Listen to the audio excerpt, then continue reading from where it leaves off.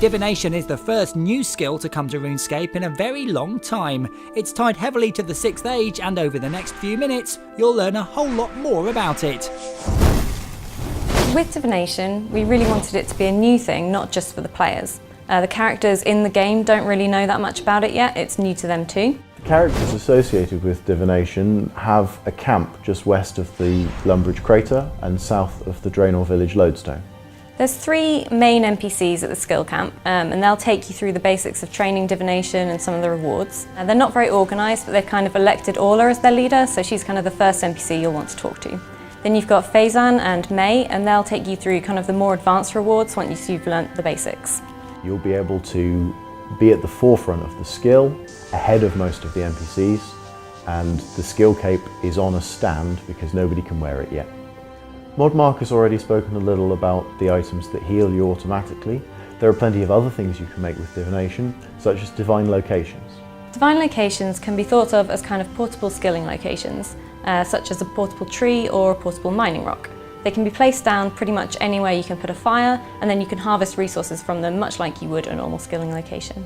However, these are intended to give a kind of fast burst of XP and resources, so especially with the higher level locations, you'll notice that you're harvesting much faster than you would otherwise. You can harvest from them, your friends can harvest from them, and when they do, you get a chance of bonus resources appearing in your inventory. We were kind of looking at other skills such as woodcutting, hunter and mining, and in those skills it's kind of beneficial to be on your own, which we didn't think was quite right, so with Divine Locations we've really aimed to kind of make players be more sociable. Divine Locations exist for mining, woodcutting, hunter and farming.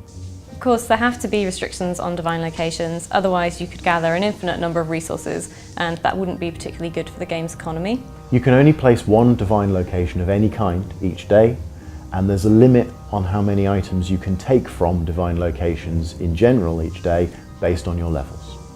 Divination is coming next week. Like the other member skills, the first few levels of Divination are open to free players, so they can come along and see what it holds. So the obvious reason to check out Divination is to reach 99 and get the skill cape, and I'm quite excited to see who's going to do that first. Obviously completionist cape holders will want to get that back as well. Aside from that, there's a whole host of exciting rewards that we've talked about, as well as some game changers that we haven't even mentioned yet. And Behind the Scenes is back next week with more on what's new to RuneScape 3.